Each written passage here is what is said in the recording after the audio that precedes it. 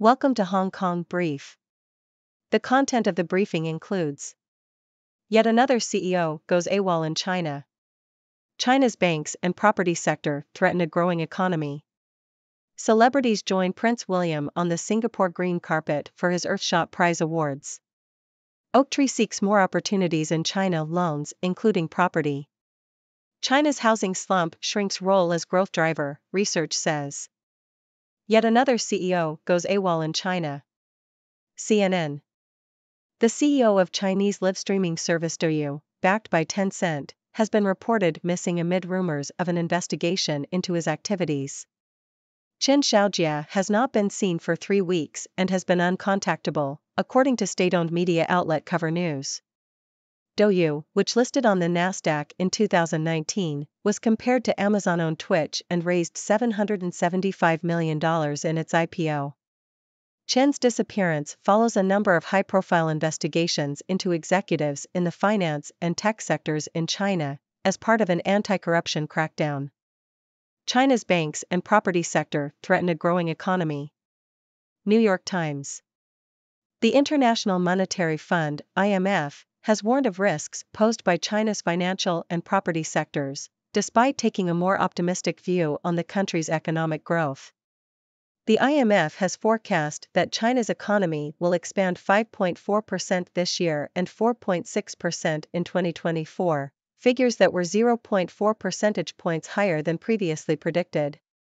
While the IMF noted stronger than expected economic performance and recent efforts by Beijing to stimulate the economy, it said China's housing sector faced falling prices and sales, as well as loan defaults by leading developers. Celebrities join Prince William on the Singapore green carpet for his Earthshot Prize awards. The Toronto Star. The third Earthshot Prize awards ceremony took place in Singapore, where 5 winners were announced. The winners, who each received £1 million, $1.2 million, to scale up their innovations, were Acción Andina, for a community-based initiative in South America, India's S4S Technologies, for solar-powered dryers and processing equipment, Bhumitra, for incentivizing land restoration, Hong Kong company GRST, for making electric vehicle batteries cleaner, and global non-profit organization WildAid Marine Program, for working with governments to strengthen ocean conservation. Oaktree seeks more opportunities in China loans, including property. Bloomberg. Oaktree Capital Group is continuing to invest in China's loan market despite concerns over the country's investability, according to the firm's co-chairman, Howard Marks. Oaktree has been investing in Chinese loans since 2015, with Marks calling the results very satisfactory. The firm is looking for opportunities with high yields that provide a margin of safety for investments. Marks said Oaktree is open to making loans secured by property, even in China's beleaguered real estate sector. Oaktree has $183 billion in assets under management globally. China's housing slump shrinks role as growth driver, research says. Bloomberg. China's housing market slump is contributing to the country's economic slowdown, with housing-related demand accounting for a smaller share of final demand this year compared to previous years, according to Bloomberg Economics. Housing-related demand was estimated to be 19.4% of final demand in the first 9 months of 2021, down from 24.2% in 2018. The decline in the housing market is expected to continue, leading to less reliance on the sector for economic growth. However, the decline in the housing market could free up resources for other industries such as electric vehicle production, technological innovation, and environmental protection. The housing market slump has been ongoing for the past 3 years, with sales and investment in the sector both falling. Outstanding property loans have also declined, indicating stress in the sector. Cameron Smith hopes to get the mojo back at Hong Kong Open. South China Morning Post. Australian golfer Cameron Smith hopes to join the long list of Australian winners at the Hong Kong Open. The tournament has been won by Australians 15 times since it began in 1959, and the country's past winners include Greg Norman and Peter Thomson. Smith, who won the Open Championship last year, said he was inspired by Thompson's success and would love to add his name to the historic trophy. Smith is using the Hong Kong Open to maintain his competitive edge and get the mojo back before the Australian Open. UBS chair warns next crisis will be in private markets. Financial Times. UBS chair Colm Kelleher has warned that the next financial crisis is likely to occur in the non-bank lending sector, which has grown significantly since the 2008 crisis. Kelleher described the growth of lightly regulated private markets as a real cause for concern and said that a large share of financial assets globally are now held by non-bank financial intermediaries. The largest private lenders have raised billions of dollars to finance buyouts and companies' operations. Kelleher's comments prompted a defense of the industry from the heads of private markets firms, who argued that such lending adds robustness to the system. Real wage growth in Hong Kong to slow down in 2024, consultancy firm predicts. South China Morning Post. Hong Kongers can expect a slowdown in real wage growth in 2024, but the city still managed to outperform Singapore this year due to lower inflation rates compared with the rest of the region, according to a global consultancy company's report. A salary trends report published by ECA International on Tuesday found that Hong Kongers experienced a pay increase of 4% this year, but earnings only grew 1.8% when inflation was taken into account. The consultancy firm said it expected salaries in Hong Kong to increase by 4% next year, but real wage growth was predicted to fall to 1.7%. Salaries in regional rival Singapore grew 4% this year but contracted by 1.5% in real terms due to an inflation rate of 5.5%. Salary growth in mainland China reached 5.3% this year and placed the country third in the regional ranking, due to the economy boasting the lowest inflation rate among its neighbors, at just 0.7%. Morning Update, Premiers unite to appeal for fair carbon price approach. The Globe and Mail. Canadian premiers have called on the federal government to extend exemptions from carbon pricing to all home heating fuels, rather than just heating oil. The Liberal government recently exempted home heating oil from carbon pricing for more than 3 years, however, the premiers would like to see all home heating fuels exempted. The Premier's call comes after a motion by the opposition Conservative Party to exempt all home heating fuels from carbon pricing was defeated. Chinese leaders defend state of economy at Global Finance Summit in Hong Kong. CNN.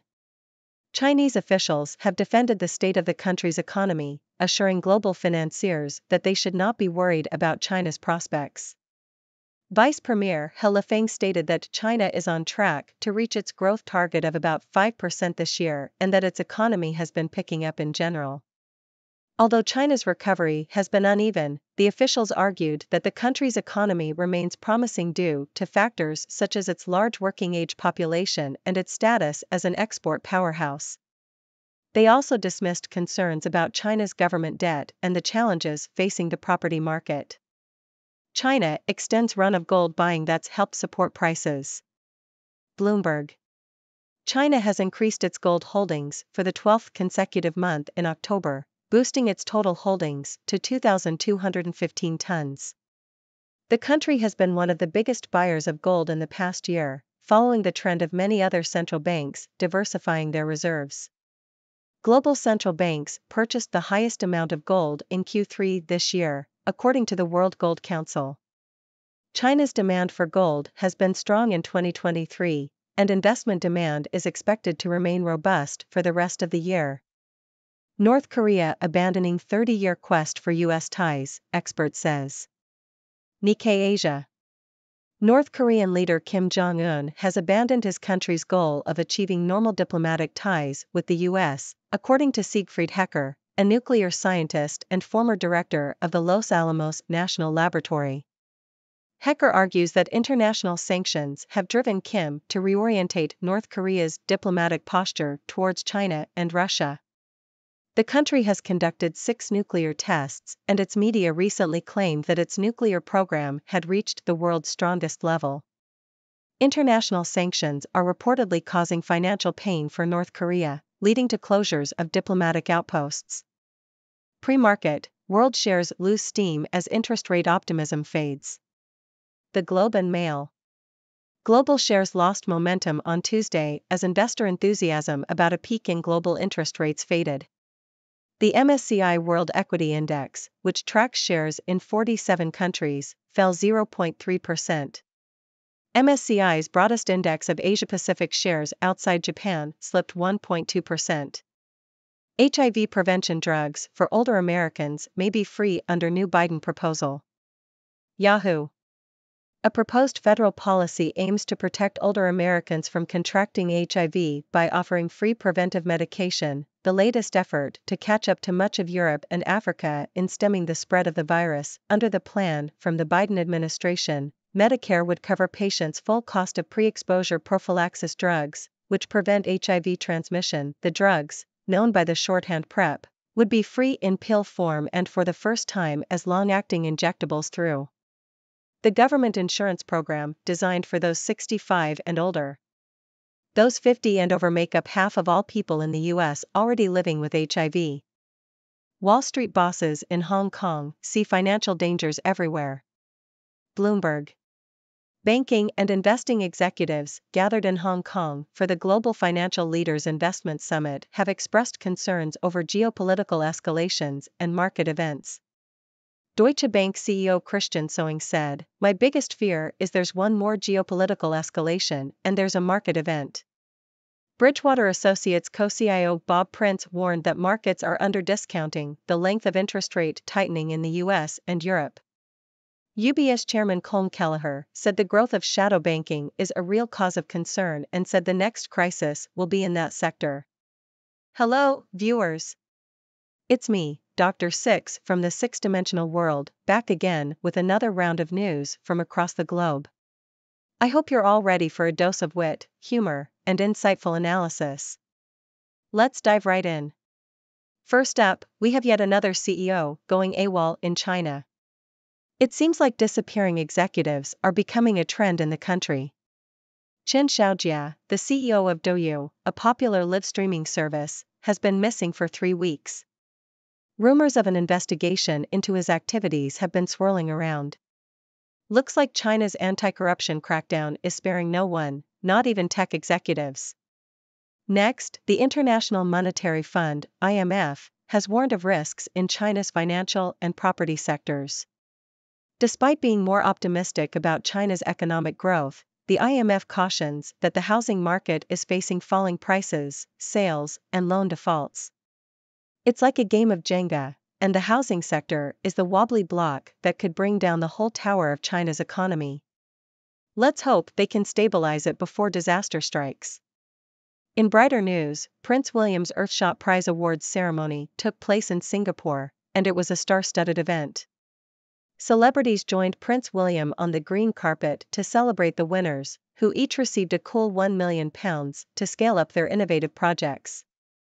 From community-based initiatives to land restoration and ocean conservation, these winners are making a real impact on our planet.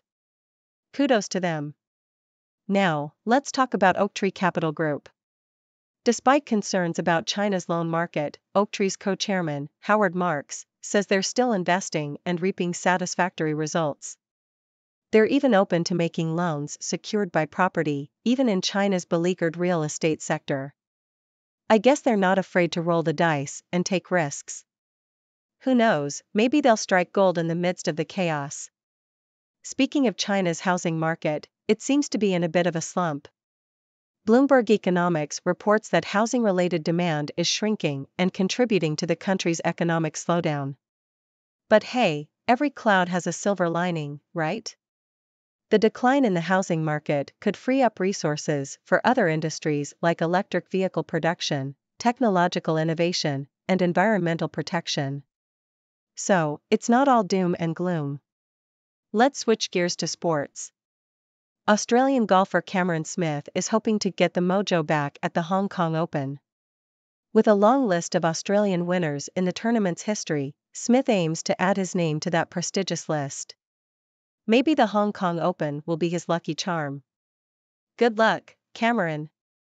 Now, let's talk about the next financial crisis. According to UBS Chair Colm Kelleher, it's likely to occur in the non-bank lending sector.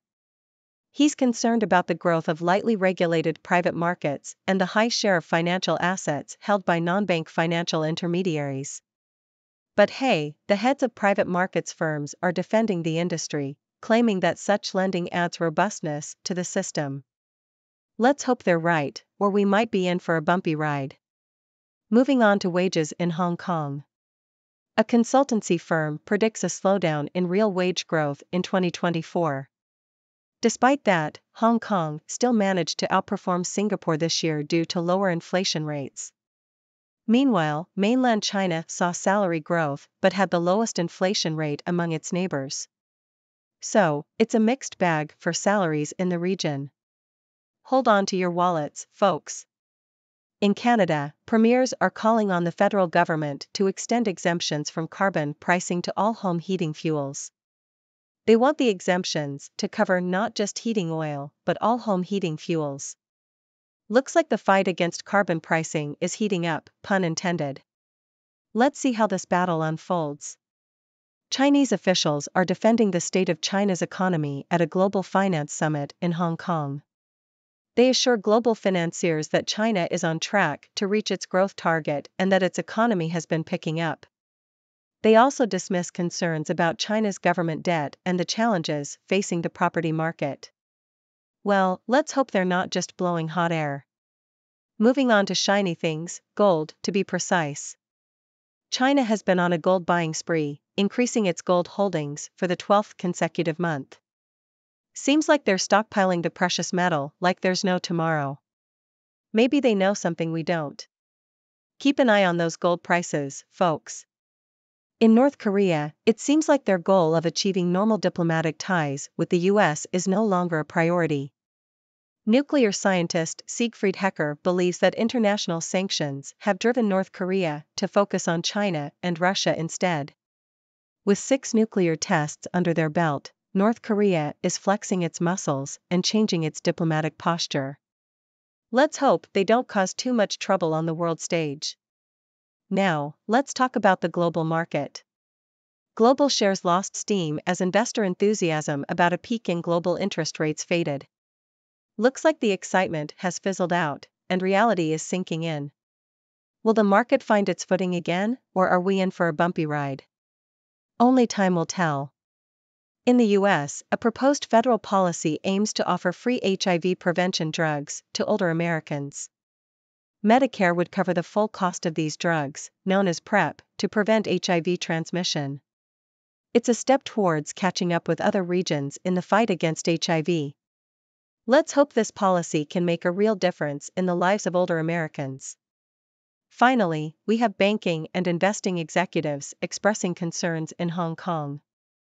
From fears of geopolitical escalations to worries about interest rate tightening and the growth of shadow banking, these executives see financial dangers lurking everywhere. It's like a real-life game of Where's Waldo, but instead, it's where's the next crisis? Let's hope they're just being overly cautious.